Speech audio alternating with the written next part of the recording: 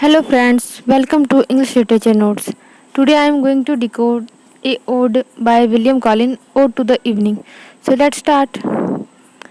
Ode to the Evening is one of the finest odes written by William Collins, a major poet of 18th century. William Collins जो थे वो 18th century के poet थे और हम देखते हैं कि ये अगस्तिन एज के राइटर थे. इट मीन्स जब न्यू क्लासिकल रोमांटिक एज के बीच में का ये पीरियड था और इसी कारण ये पोएम का जो मूड है वो दोनों से मैच करता है. मतलब इसमें थोड़ा सा रूल्स भी फॉलो किया गया है और ये थोड़ा सा रोमांटिक एज टाइप का नेचर को भी पर्सोनिफाई किया जा रहा है. So the poem reflect the transition from day to night capturing the peaceful and meditative mood in the evening. ये पोएम जो है वो दिन से रात होने के जो बीच का समय होता है जिसको हम इवनिंग कहते हैं उसके बारे में ही है, जो कि एकदम शांत समय कहलाता है. Collins usually personification natural imagery to depict the evening as a gentle goddess. इसमें क्या है, इवनिंग को एक शाम का समय न बताकर ये एक गॉडेस की तरफ पर्सोनिफाई किया गया. पर्सोनिफिकेशन होता क्या है कि इसमें किसी भी नॉन नॉन ह्यूमन चीज़ को ह्यूमन फीलिंग्स दे दिया जाता है, ह्यूमन क्वालिटी दे दिया जाता है. जैसे कि इवनिंग को ह्यूमन तो नहीं, लेकिन यहाँ पे इवनिंग को एक देवी की तरह बताया गया है. तो अब हम थोड़ा विलियम कॉलिंस के बारे में जानें. विलियम कॉलिंस का बर्थ होता है 1721 में और डेथ होता है 1759 में. और ये इंग्लिश पोएट थे और ये प्री रोमांटिक पोएट कहलाते हैं क्योंकि ये अगस्तिन एज को बिलोंग करते हैं. Collins wrote ode and lyrical poem celebrating nature and emotions. Collins ने बहुत सारे ओड्स लिखे हैं और लिरिकल पोएम्स भी लिखे हैं जो कि नेचर और इमोशन को बताता है. ये पूरा न्यू क्लासिकल की तरह रूल्स फॉलो ना करके ये थोड़ा सिंपल लाइट वे में लिखते थे जिसकी लोग फील कर सके उसको. His famous work include ode to evening, ode to the passion, ये सारे इनके वर्क्स हैं. फिर despite his talent he struggle with mental illness. तो इनके साथ कुछ प्रॉब्लम भी था, इन बहुत टैलेंटेड थे ही लेकिन इनके साथ कुछ मेंटल इशू था. He died young eight of 38. अब ये पोएम के बारे में थोड़ा सा देख ले तो ये पब्लिकेशन कब है इसका 1746 में. और एक पिंडारी कोड है. पिंडारी कोड होता क्या है, तो जो कि फ्री होता है, मतलब बिना राइम्स को सेट किए लिखा जाता है और इरेगुलर वर्ड्स है, मतलब राइमिंग वगैरह कुछ देखा नहीं गया है, अपने फ्लो में लिखा गया. और ये इंजम्पमेंट है, मतलब एक लाइन से दूसरी लाइन जब जा रहे हैं तो इसमें हम कुछ चेंजिंग नहीं देख रहे हैं, वो फ्लो लगा हुआ है पूरे लाइन्स में, ना ही कुछ स्टेंजा वाइज ये बटा हुआ है पोएम. नेक्स्ट देखते हैं ये पोएम जो 52 लाइन्स का है और ये कौन से कलेक्शन से है. मतलब ये एक बहुत सारे पोइट्री का कलेक्शन था, उसमें से एक है ओड टू द इवनिंग और ये कलेक्शन का नाम था ode on several descriptive and allegorical subject.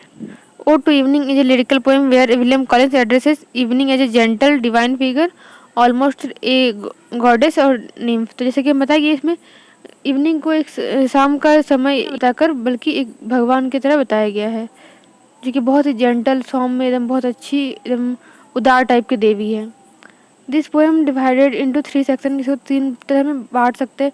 वैसे इसमें बांटा गया नहीं लेकिन हम उनके टोन को देख के 3 भाग में इसको बांट सकते हैं. पहला क्या है, सेलिब्रेशन की स्टार्टिंग में बताया जा रहा है इवनिंग को सुंदरता का व्याख्या किया जा रहा है. फिर मिडिल में रिक्वेस्ट फॉर द गाइडेंस. फिर अब इवनिंग को गाइडेंस की तरह बताया गया है कि कैसे वो हमारे लाइफ में गाइड कर सकता है हमको.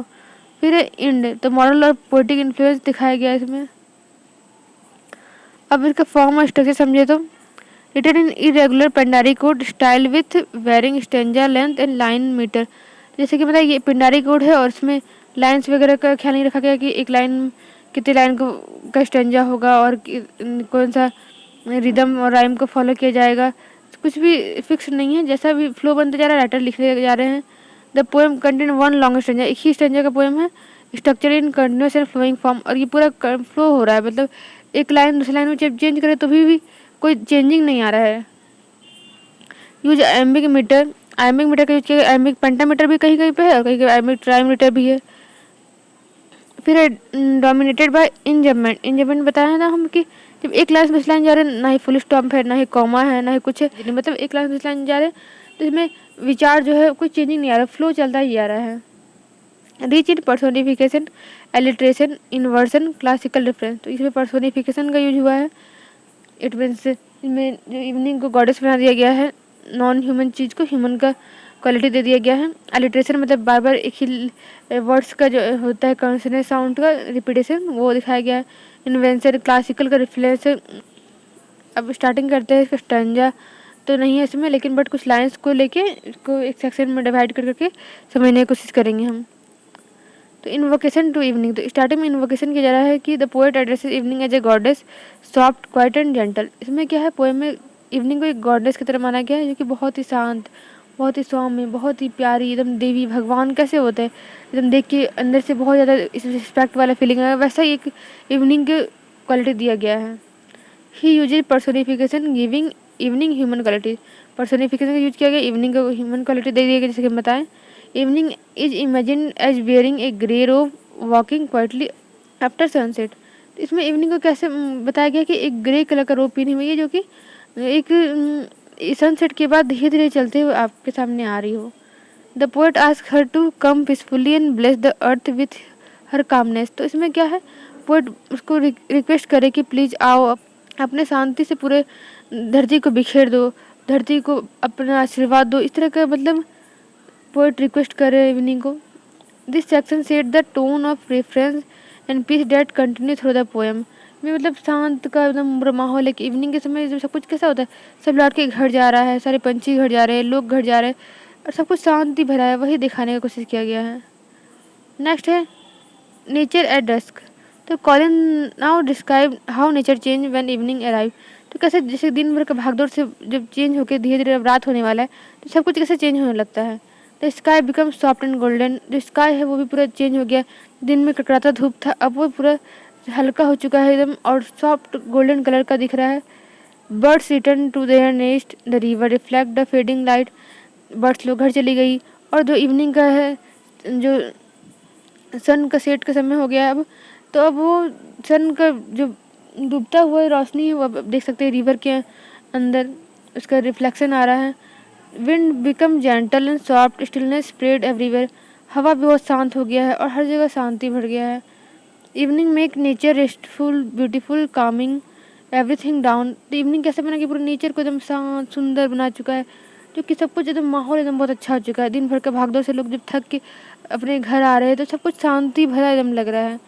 This shows how evening bring balance and peace to the natural world. तो ये सब पता चलता है कि इवनिंग कैसे पूरे धरती में एकदम बैलेंस को बनाए रखा हुआ है, शांति ला के एकदम पूरा इंसान को एक सुकून भरा ज़िंदगी दे रहा है। फिर evenings moral and spiritual influence देखते हैं अब लाइन 26 से 35 तक। Evening does not affect nature, it also influence human feeling and behaviour. Evening सिर्फ ऐसा नहीं है कि नेचर का ही चीज़ है कि दिन से रात हो गया नेचर में चेंज हो गया, ये सिर्फ नेचर का नाम कि ह्यूमन को भी उसकी फीलिंग को भी बताता है, उसको भी इन्फ्लुएंस करता है। The poet says evening teaches us to be calm humble and thoughtful. क्या हमको सिखाता है कि हम लोग को काम रहना चाहिए, हम्बल होना चाहिए, थॉटफुल होना चाहिए, जैसे कि इवनिंग होता है। It is a time to rest reflect stay away from noise and pride. तो ये वो समय जबकि हम लोग को आराम कर सकते हैं, हम लोग लौट के घर आ सकते हैं, सब कुछ एकदम सही रहता है, ना नॉइज ना ही कुछ, सब अपना में खुश रहते हैं इस समय। Evening is link to the virtue and quiet living, a model of how live wisely. तो इवनिंग को एक लिंक माना जा सकता है कि कैसे जीवन में स्थिरता बनाए रखना चाहिए, कैसे हम लोग जब दिन का समय से लेकर रात का समय, जब बीच में का जो समय है वो हमारे लाइफ में क्या इंपॉर्टेंस रखता है। This section shows evening as a moral guide for the people. ये हमारे लिए एक गाइड की तरह है जो कि हमको गाइडेंस कर रहा है कि कैसे लाइफ में बैलेंस क्रिएट करना चाहिए दिन में और रात में। मतलब हम कह सकते हैं बैड डेज और गुड डेज के बीच में अगर हम बैलेंस क्रिएट करना चाहें तो ये हम सीख सकते हैं इवनिंग से ही। नेक्स्ट हम लोग देखते हैं कि कैसे फिलोसफिकल रिफ्लेक्शन है लाइन्स में। तो Collins become more philosophical in this part. He think evening is a time for deep thought and spiritual awareness. He compare it to a moment between day action night rest, a bridge between the physical and spiritual. मतलब ये दिन और रात का जो बीच का समय है उसमें बताया गया कि वो बीच का जो समय है वो जो इम्पोर्टेंस है उस समय का, जबकि इंसान अपने डे में सारा वर्क करके आया, रात में जो रेस्ट करने वाला है उसके बीच में जो समय जो है वो बहुत ज़्यादा इंपॉर्टेंट का समय है। उसके अगर इम्पोर्टेंस को हम समझें, उसके डीपर मीनिंग को समझें तो हम अपने लाइफ को समझ सकते हैं। Evening helps human connect with nature the soul and the perhaps even God. Evening क्या है, हम लोग को उस समय देता है जो हम लोग नेचर से कनेक्ट कर सकते हैं, उसकी ब्यूटी को एंजॉय कर सकते हैं, अपने सोल को और नेचर को एक कर सकते हैं, गॉड को समझ सकते हैं, गॉड के बारे में चिंतन कर सकते हैं। It become symbol of wisdom, beauty and harmony. तो ये किस चीज़ का सिंबल है? ब्यूटी का, विजडम का, सब कुछ का। मतलब एक तरह से एक हम लोग को ज़िंदगी को समझने का एक दायरा दे रहा है ये इवनिंग। और ये जो डे और नाइट के बीच में जो का समय है, वो हमारे लाइफ के बैड डेज, गुड डेज को भी बताता है, और हमारे जीवन का मरण को भी बता सकता है कि मतलब आज है कल है के बीच का जो समय है, उसमें हम लोग को फुल एंजॉय करना है, हम लोग को सारा ही काम करना है लाइफ का। फिर है poet personal voice and tribute. Last line में हम देखते हैं क्या, in the final part the poem expresses a personal desire. अपने मन का डिजायर को लास्ट में एक्सप्रेस करते हैं। He want evening spirit to guide him in life and inspire his poetry. वो कहते हैं इवनिंग को कि हमको ज़िंदगी भर तुम गाइड करो, तुम्हारे से हमको बहुत कुछ सीखने को मिलता है। तुमसे हम एक तो तुमसे हम इंस्पायर होकर हम पोएट्री लिखें, इस तरह हमको जीवन में और भी इतना ज़्यादा हमको गाइड करो कि हम लाइफ में और कुछ कर सकें। Also, Colin remembered the great poet of the past, possibly Milton, who loved to sing of morning and evening। तो ये लास्ट में क्या है, कॉलिन से पुराने राइटर्स को भी याद करते जो कि मॉर्निंग इवनिंग इस तरह के मौसम के समय को लिखते थे। Collins want to join the tradition and express his devotion through this ode. तो कॉलिन्स भी उसमें से एक राइटर में, पोइट्स में से एक बनना चाहते हैं जो कि अपना कुछ ट्रिब्यूट किए हैं लोगों को, अपना कुछ ये दिए हैं पोइट्री में कि हम भी एक राइटर होके एक पोइट्री लिखे हैं इवनिंग के बारे में, और इवनिंग को थोड़ा रिस्पेक्ट दिए हैं। The poem ends on A note of spiritual closeness and poetry beauty. तो लास्ट में पोएम कैसे एंड होता है? स्पिरिचुअल क्लोजनेस के साथ, कि मतलब वो पूरा तरह से हमको लाइफ को, गाइडेंस को समझने के लिए दिखाते हैं कि कैसे इवनिंग का समय हमको लाइफ को गाइड कर सकता है, और उसकी ब्यूटी को समझने के लिए भी हम लोग को एक बहुत से अच्छा समय है ये। फिर अब थीम देखें तो personification of nature. Evening is portrayed as a divine feminine figure with nurturing quality. तो यहाँ पर्सोनिफिकेशन किया गया, और देखिए इवनिंग को कोई देवता ना बता के एक देवी बताया गया, मतलब एक नर्चरिंग फिगर जो हम लोग को जीवन देती हो ऐसा दिखाया गया, जो हमारा ख्याल रखती हो, हमारी रक्षा करती हो, उस तरह के एक भगवान के तरह, एक भगवती के रूप में हम लोग को दिखाया गया इवनिंग को। फिर है ट्रैंक्विलिटी एंड सॉलिट्यूड। तो emphasize on peacefulness and comes with the end of the day. तो इसमें दिखा गया कि दिन का ख़त्म होने के साथ जो भागदौड़ वाली ज़िंदगी, उसको कैसे शांति मिलता है इवनिंग में, कैसे सब कुछ से एक तरफ से एकदम शांत माहौल रहता है, हम लोग को सुकून मिलता है। Transition and reflection. तो evening symbolise transition from both literal day से नाइट का दिखाता है, ये तो हम लोग सब समझ रहे हैं कि डे और नाइट के बीच का जो समय वो इवनिंग होता है, लेकिन जब मेटाफोरिकल देखे तो लाइफ और डेथ के बीच का समय बता रहा है कि हम लोग को जो जन्म लिए हैं और एक दिन हम लोग को जाना है, उसके बीच में जो समय है वो हमारा लाइफ अभी जो चल रहा है वो है। अभी हम लोग को ही डिसाइड करना है कि हमारी लाइफ में हम क्या कर रहे हैं। Inspiration for poet. Evening has been a muse for poet, Collins continued a poetic tradition. तो ये एक तरह से इंस्पिरेशन है, वो भगवान मान कर उसको इंस्पिरेशन लेने की कोशिश करे, गाइडेंस लेने की कोशिश करे, उसको मतलब एक तरह से डिवाइन फिगर मान लिए हैं। Spiritual comfort. तो suggest a connection between the calm and evening and spiritual peace और सेलिब्रेशन। तो ये इवनिंग को बहुत ही ज़्यादा कनेक्ट कर रहे हैं भगवान से, और स्पिरिचुअल कनेक्शन बिठाने की कोशिश कर रहे हैं ये। सो कंक्लूजन में हम लोग कह सकते हैं कि ode to the evening is a beautiful lyrical meditation that blends classical imagery with emotional depth. तो मतलब क्लासिकल इमेजरी का यूज करके एक इवनिंग एक समय ही है हमारे दिन का, जो कि हम लोग कभी तक गॉड से इवनिंग को समझे नहीं होंगे, लेकिन आज से आप इवनिंग को देखिए, थोड़ा रियलाइज़ करिए कि वो कितना ज़्यादा पीसफुल होता है। हमारे दिन और रात में से सबसे ज़्यादा जो शांति हमें मिलेगा वो हमको इवनिंग में मिलेगा।